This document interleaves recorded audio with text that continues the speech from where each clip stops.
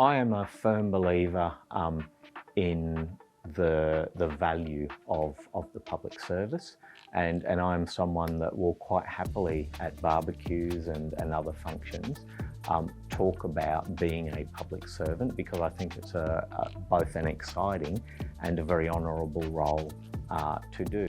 Government is a great place to be to make a difference to the everyday lives of everyday Queenslanders.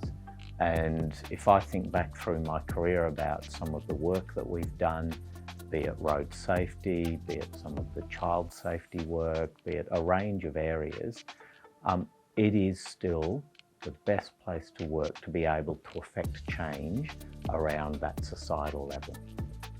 Now, I was told very early on in my career that during any given week, if you take sleep out, you can spend more time with your work colleagues than you do with your family.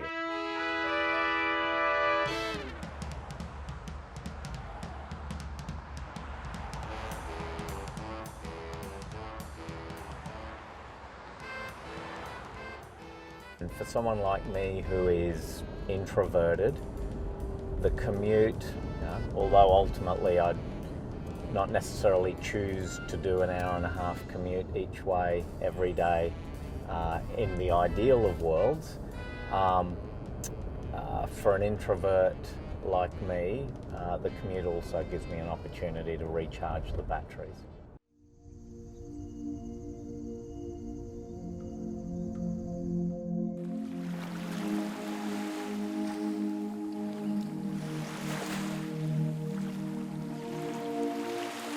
Once I'm at home, I like to spend my time at home, and I think my family would tell you that I am a homebody, and in large part that's because I spend a lot of time away from home or on the roads, and when I get home, and given we live on a couple of beautiful acres, I just like to be there and spend time there.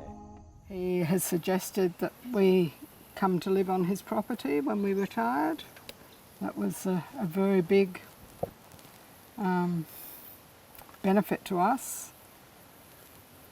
Yeah. I'm lost for words now. Yeah. The only thing I will say is that both children I encouraged very much to read, which they did. So they liked their reading, they read a lot and still do. And I think they both benefited by that. He was always very self-sufficient, I think. It was probably his strongest. Yes, yes. He made his own decisions and followed his own path. He has one of the strongest work ethics I've ever known. He is just, work, work, work. Yes, I think it's probably a little bit too much.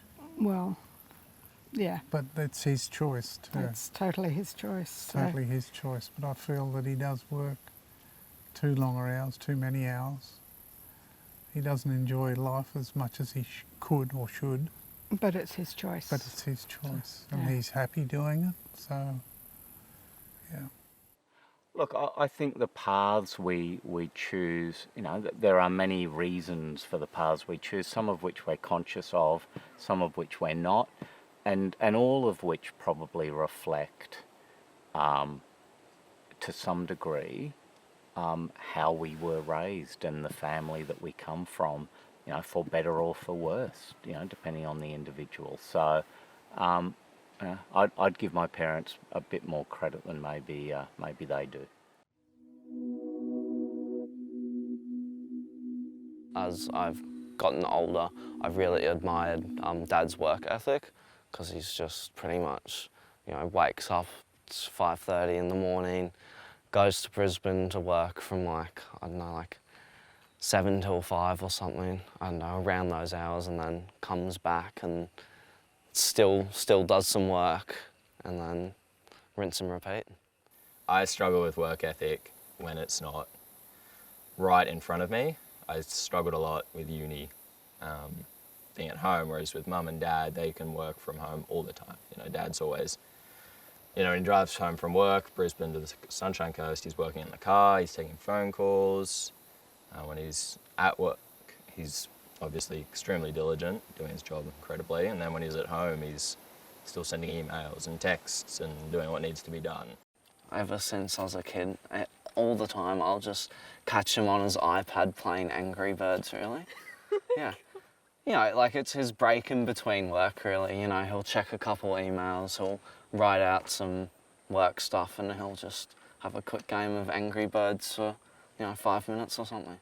He loves what he does passionately. He has always. He's very driven to serve, the people he works for and himself in that, and just the general public in what he does. But it takes a toll. Maybe it comes under the line of making the world a bit of a better place, but I'm not sure.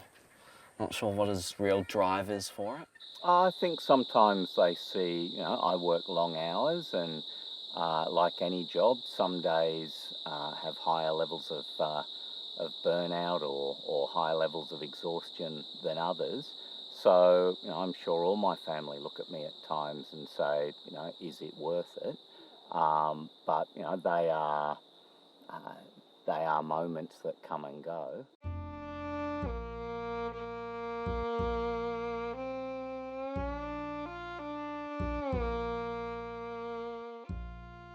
I spotted Graham in the room. He was right over the other side, and I spotted him because he looked like a bit of a hippie and had a hippie shirt, and Which wasn't the case. And no, wasn't turned out to be. and he had sort of Godspell type hair, and and I thought, oh, he looks really nice. And apparently Graham looked at me and thought I looked pretty nice too. And that was the first time we met. Yeah, absolutely, across a crowded room. It was. Well, initially, when I asked Nicole out, I got a very clear thanks, but that's not my priority in life at the moment. Yeah, I was on a spiritual journey. But, Graham wasn't. But time works, and eventually you agreed to give it a crack, and here we are.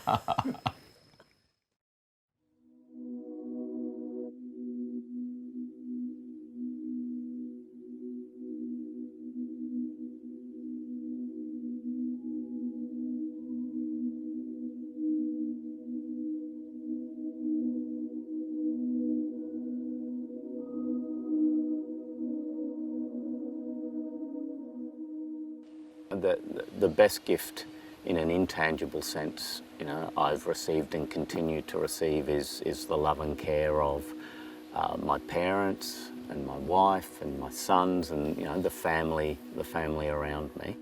But I've lived a really fortunate life, and there are many opportunities to be happy just in the moment. And whilst history is sometimes defined by the great events and by the great people, if you like, that shape those events.